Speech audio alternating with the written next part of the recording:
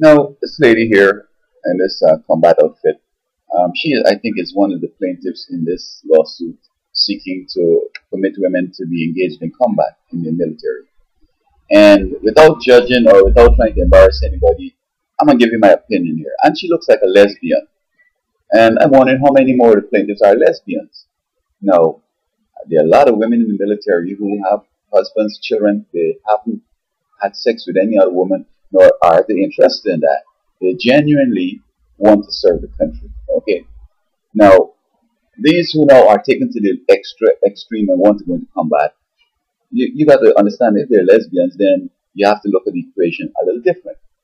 Now, they said that in military college, she excelled and she came first. She beat all the men. I'm not sure how was that, and so on. Now, I don't know her again, and I'm just speculating. I'm thinking that as a child, her parents set her up with this crap, in that they have her doing boys' games, skateboard, climbing trees, boxing, and all the men stuff. I don't know if she could really cook. No, I mean, she might have had some time to cook, but a lot of times when you're trying to do men and women stuff, something has to be neglected or not done sufficiently if you're going to be doing all those things. Like women who are into big basketball and so on. They spend so much time on the court that they don't have time for those things. And it's important to understand that if she's a lesbian, that not every woman is going to find this thing exciting. As a matter of fact, I even think she, though, being lesbian or whatever, if she's a woman, and I think she's a woman, I'm going to show you why I think she doesn't know what she's talking about. Now, in the military, I don't know the drugs they give them. Whether women in combat are going to have special drugs that are going to, take care of the menstrual cycle and so on. But and it might be very, very effective. However, in combat, the women out there, these little conflicts we have in this little Grenada thing, this little, this and that, is nothing serious like a world war in which you have to be out in the field for weeks, months perhaps, maybe for 6 months. Now, women, as I know them, they have to bathe almost every day, maybe twice a day, change that panty, wash that vagina, and so on. Now, if she's out in the field for a week and she can't wash that vagina, water's scarce. Sometimes you just have enough water to drink and you can't afford to wash in vagina with the water that you have to drink now. Okay? She's going to start having itching down there. She's going to start smelling bad. And it's going to be a problem. Furthermore, in the desert, you don't expect no water and things. But there are some conflicts that down the road in which you have to cross rivers. You got to swim across stuff. And a lot of these waters are very stagnant, a lot of dead in it. There's a lot of bacteria and other harmful substances in the water. When I get into her vagina now, okay, she feels good. In a couple of days or in a couple of hours, she starts to feel problems down there. What are you going to do? I mean, how are you going to get, she or herself might commit suicide because it's going to be so tormenting. And if the drug that she might use and kick in and her periods come on the battlefield again, we have some more problems. If the enemy catch a couple of them ahead of you coming up and shoot them up, cut off the head, cut off the breast, cut off the penis, put it in the vagina, put one in the mouth, and you come up on that, I mean, that's going to blow you away because we still believe that, and it's very much appropriate that you don't see women, dying like that. Okay. And again, when God was in charge of Israel and sending them into battle, He never sent women, He never sent children. And, they talk about state interest. Isn't the state interested in having homes that's secure and happy and having kids? No, this lesbian here, she isn't going to have no kids. And if she wants to tell the Department of Children and Families to take somebody, poor people, kids away, so she could adopt them because she has this quality of life. She wants to help some kids to be so well taken care of. Well, have your own, and so on. And how then go across this river that is smelling bad? You have to set up a rope. You have to do all this kind of stuff.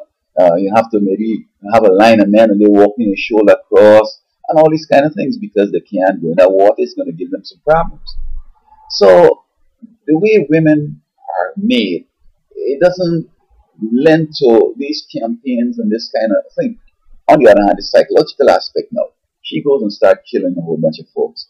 I mean, after the war and the post, this steps in, you start regretting and start worrying about stuff, having flashbacks. Now, when she's finished with this war and she comes back with the post-traumatic stress syndrome, and she decides now to have her kids, get married, you know, how she's going to care for kids, how she's going to be able to manage her home, because the women are the center of the home. The man depends on her, the kids depend on her. Okay, she depends on God, I guess, and the man. So it's a reciprocal thing with she and the man. But the kids only want mom, because as soon as they took her from the vagina, they put her on her breast, and they sort of bonded, and that's all they know. Okay, when they come intellectual moment, they want to know who's this man around, and then eventually learn his dad and all this stuff. They understand the importance, but they know mom. Okay, and when she has all these problems that generally happen to people who've been in the military, how she's going to function?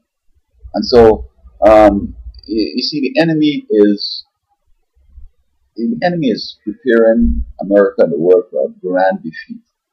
And when you have these women in the military and you have them doing important, responsible jobs where if they're not there, it's going to be a problem. And she feels sick. What are you going to do? Now, again, they've tried to reinvent women and try to lie and tell us that a whole bunch of things are different.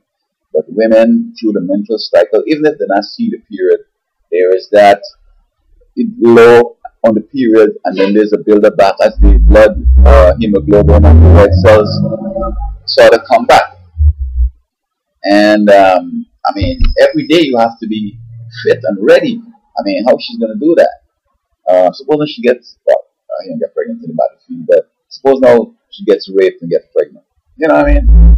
And there's that possibility that, they might get so scared and they might say, hey man, y'all come up and make me feel comfortable or whatever. Get pregnant.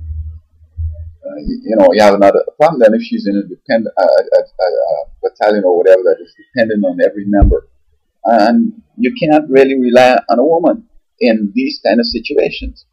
Women trying to drive trucks and do construction work and lifting up big things on the wharf and so on, big bags of sugar and rice. I mean, you can't depend on women to do that, because if she gets pregnant, if she marries a guy who say, look, I don't want you working, I have enough money here, just get with that job, or if she's pregnant, how is she going to live with those stuff? So for 9 months she can't live with that, she can't drive that truck down the road. I mean, women ought to choose jobs that will take all these emergencies and these contingencies into view. And so, again, I think that society is going to be doing itself a great disservice by putting these women in combat. Being in the military is one, but going to combat where killing, and you don't want women to get the culture killing. I've seen veterans, they sleep anywhere, they sleep on the house, although they have a place. They have houses, but they prefer to sleep in the forest. They sleep in the woods, sleep outside. I mean, women now fall into that.